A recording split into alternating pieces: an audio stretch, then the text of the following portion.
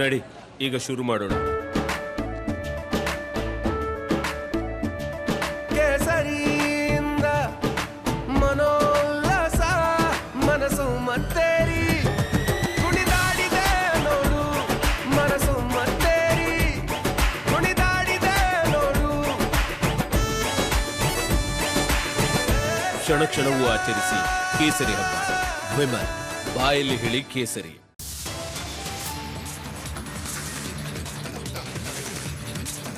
ಪೆನ್ಡ್ರಾಯ್ ಪಿತಾಮಹ ಎಚ್ಡಿಕೆ ಎಂಬ ರಾಜಣ್ಣ ಆರೋಪ. ರಾಜಣ್ಣ ಹೇಳಿಕೆಗೆ ಸಿಟಿ ರವಿ ಕೆಂಡಾಮಂಡಲ. ಎಸ್ಐಟಿ ಮೊದಲು ರಾಜಣ್ಣಗೆ ಚಾರ್ಜ್ ಶೀಟ್ ಹಾಕಲಿ ಎಂದು ವಾಗ್ದಾಳಿ.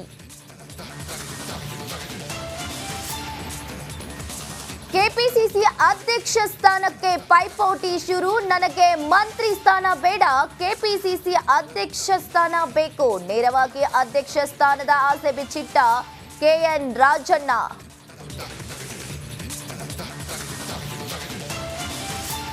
ಮಾನಗೇಡಿ ಪ್ರಜ್ವಲ್ ರೇವಣ್ಣ ಪರದೇಶಕ್ಕೆ. ರಾಕೇಶ್ ಹತ್ಯೆ ವಿವಾದ ಕೆಣಕಿದ ಎಚ್ಡಿಕೆ. ಮೂರ್ಖತನದ ಮಾತು ಅಂತ ಸಿದ್ದರಾಮಯ್ಯ ಟೀಕೆ.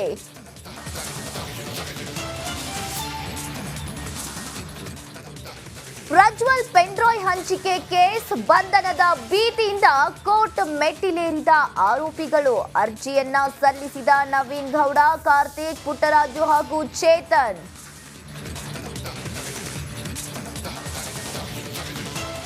ಚನ್ನಗಿರಿ ಪೊಲೀಸ್ ಠಾಣೆಯಲ್ಲಿ ಲಾಕಪ್ ಡೆತ್ ಪ್ರಕರಣ. ಲೋ ಬಿಪಿಯಿಂದ ಮಗ ಮೃತ ಎಂದಿದ್ದ ಆದಿಲ್ ತಂದೆ. ಆದ್ರೀಗ ನಿದ್ರೆ ಇಲ್ಲದೆ ಏನೇನು ಹೇಳಿದ್ದೆ ಎಂದು ಉಲ್ಟಾ ಹೊಡೆದ ಖಲೀಲ್. ರಾಜ್ಯದ ಎಲ್ಲ ಸಚಿವರ ಬಗ್ಗೆ ಮಾತನಾಡೋದು ಬೇಡ, ನಮ್ಮ ಪಕ್ಷದ ಸದಸ್ಯರ ಮೇಲೆ ಎಷ್ಟು ಹಲ್ಲೆ ಆಗುತ್ತಿವೆ ಅಂತ ಚಿತ್ರದುರ್ಗದಲ್ಲಿ ಬಿಜೆಪಿ ರಾಜ್ಯಾಧ್ಯಕ್ಷ ಬಿವೈ ವಿಜೇಂದ್ರ ಹೇಳಿದ್ದಾರೆ.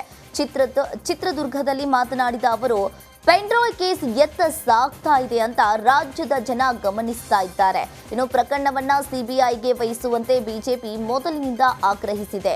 ಇನ್ನು ಕೇಂದ್ರ ಸರ್ಕಾರವೂ ಕೂಡ ಆದೇಶವನ್ನ ಮಾಡಿದೆ. ಆದರೆ ಕಾಂಗ್ರೆಸ್ ಸರ್ಕಾರ ಮೇ 22ರಿಂದ ಒಂದು ಯಾಕೆ ಎಚ್ಚೆತ್ತುಕೊಂಡಿಲ್ಲ ಅಂತ ಬಿವೈ ವಿಜೇಂದ್ರ ಕಿಡಿಕಾರಿದ್ರು. ಇವತ್ತು ಪೆನ್ಡ್ರೈವ್ ಪ್ರಕರಣದ ಬಗ್ಗೆ ಏನು ತನಿಖೆ ನಡೀತಾ ಇದೆ, ಯಾವ ದಿಕ್ಕಿನಲ್ಲಿ ಸಾಗ್ತಾ ಇದೆ, ಇವತ್ತು ರಾಜ್ಯದ ಜನ ಎಲ್ಲವನ್ನೂ ಕೂಡ ಗಮನಿಸ್ತಾ ಇದ್ದಾರೆ. ಇವತ್ತು ಬಿಜೆಪಿ ಅವತ್ತಿಂದನೂ ಕೂಡ ನಾವು ಒತ್ತಾಯ ಮಾಡ್ತಾ ಇದ್ದೇವೆ, ಇದನ್ನು ಸಿಬಿಐ ತನಿಖೆ ಮಾಡಬೇಕು ಅಂತೇಳಿ. ಈ ರೀತಿ ಉಡಾಫೆ ಮಾತುಗಳನ್ನು ಉತ್ತರ ಕೊಡಬೇಕು. ಕೇಂದ್ರ ಸರ್ಕಾರ ಯಾವ ದಿಕ್ಕಿನಲ್ಲಿ ಇದು ಆದೇಶವನ್ನು ಮಾಡಬೇಕು ಅವೆಲ್ಲ ಮಾಡಿದೆ. ಕೇಂದ್ರ ಸರ್ಕಾರ ತನ್ನ ಜವಾಬ್ದಾರಿಯನ್ನೇನು ಮರ್ತಿಲ್ಲ. ಅದೇ ಇವತ್ತು ಇರ್ತಕ್ಕಂಥ ಪ್ರಶ್ನೆ, ಕಳೆದ ಮೇ 22ನೇ ತಾರೀಕು ಪ್ರಕರಣ ಬಯಲಿಗೆ ಬಂದಾಗ 6-7 ದಿನ ಒಂದು ವಾರದ ಕಾಲ ಏನು ಮಾಡ್ತಾ ಇತ್ತು ರಾಜ್ಯ ಸರ್ಕಾರ, ಯಾಕೆ ಎಚ್ಚೆತ್ತುಕೊಳ್ಳಿಲ್ಲ? ಇದು